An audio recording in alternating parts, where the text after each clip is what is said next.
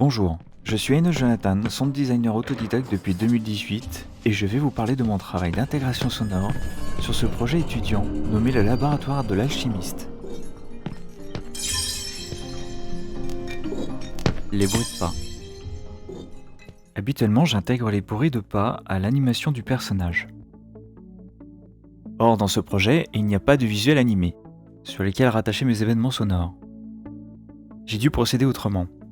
Dans le script contrôleur du projet, qui définissait les mouvements du personnage et sa vitesse de déplacement, j'ai rajouté mes lignes concernant Fmod.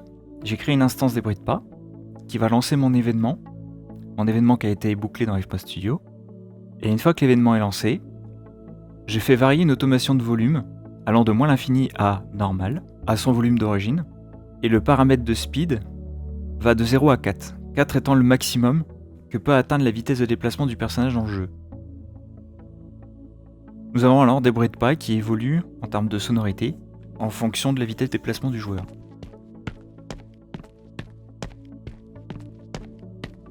Les torches. Pour les torches, j'ai créé directement mon événement sur le préfab des torches. Dès lors qu'une torche est créée ou posée ailleurs, le son est automatiquement rattaché.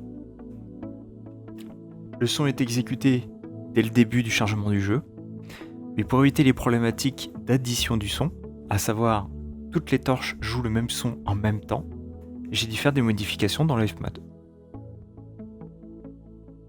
Dans Fmod Studio, j'ai joué surtout avec les paramètres de Start Offset. Le Start Offset permet de faire commencer le son à divers endroits sur un même fichier. Cela nous permet d'avoir plusieurs sons différents, tout en rajoutant une modulation aléatoire du pitch, ce qui nous donne des sons différents, pour chaque torche. Cette méthodologie est pour éviter d'avoir une suraddition du son lorsqu'on se trouve dans l'ouverture d'une porte.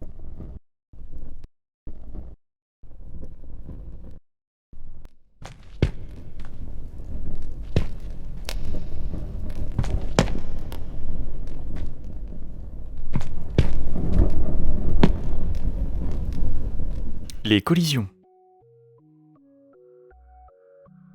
Concernant les collisions avec les cristaux dans la première salle, l'événement a été rattaché sur les cristaux. La première fois que j'ai rattaché l'événement à tous les cristaux, à savoir 24 types de cristaux différents, sachant que 500 gemmes sont popées dès le chargement de la carte, ça veut dire que 500 événements se sont joués simultanément.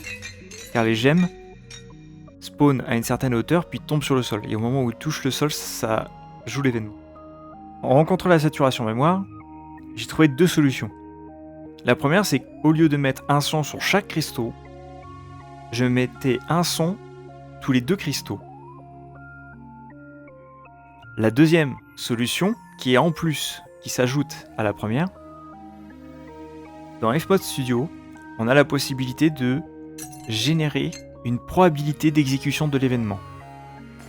J'ai fait en sorte de paramétrer les événements de telle manière à ce qu'il y ait une probabilité de 70% qu'un événement se joue dès lors que le joueur entre en collision avec un des cristaux au sol. De plus, un maximum d'instances a été limité, à savoir pas plus de 20 sons en même temps. Les particules. Je me suis appuyé sur les particules afin de pouvoir accrocher certains événements sonores. Les événements sonores tels que le chaudron, les rayons, ainsi que la pierre philosophale chaude, sont des sons joués à partir des particules. Sur Unity, dans les propriétés de l'objet, lorsqu'on accroche notre événement sur un objet, quand l'objet est éteint ou désactivé, ou que l'objet est enable, alors on peut faire jouer notre événement. Il en est de même pour les portes. Dès lors que l'objet porte est désactivé, donc disparaît de la scène, le son est exécuté. Pour en revenir aux particules, j'ai utilisé les particules du chaudron pour activer le son du chaudron lorsque les 3 rayons touchent le chaudron. Lorsque les 3 rayons touchent le chaudron, cela active les particules du chaudron pour animer le fait qu'il est chauffé. Du coup, j'ai accroché mon événement sonore du chaudron dessus. Dès lors que les particules sont activées, alors le son est activé. Concernant la pierre philosophale, c'est l'inverse. Le son est joué dès le début, car la pierre philosophale est déjà chaude, et il faut le refroidir avec la soufflette qui se trouve à côté. Et dès lors qu'on souffle sur la pierre philosophale, Les particules de fumée disparaissent et le son n'est plus joué. La musique.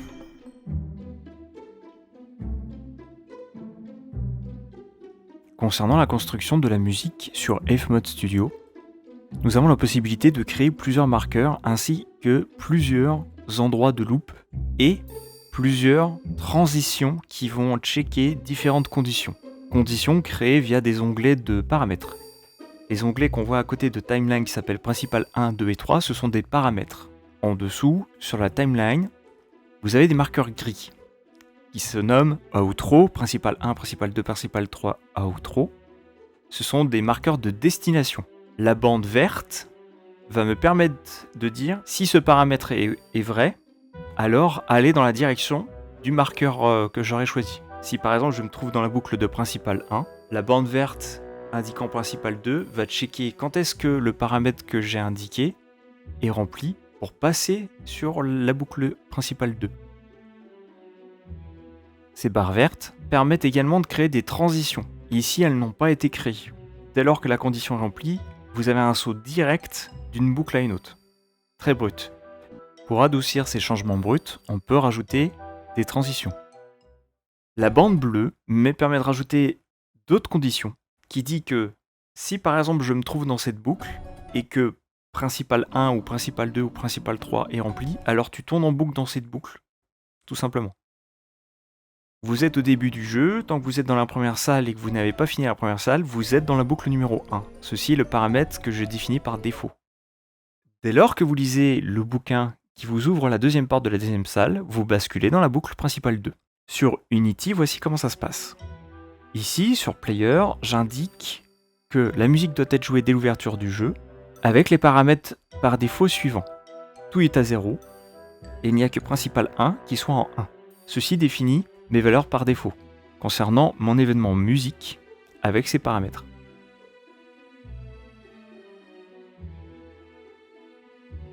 Pour déclencher et modifier ces paramètres, je les ai mis sur les portes. Dès lors que les portes disparaissent, alors change-moi le paramètre qu'il y a sur Player, et principal 1 passe à 0, et principal 2 par exemple passe à 1. Les effets. Pour les effets, sur FMod Studio, on crée ce qu'on appelle des snapshots. Sur Snapshot, on peut mettre des reverbs à convolution. Les reverbs à convolution, ce sont un peu les empreintes de sonorité d'une pièce.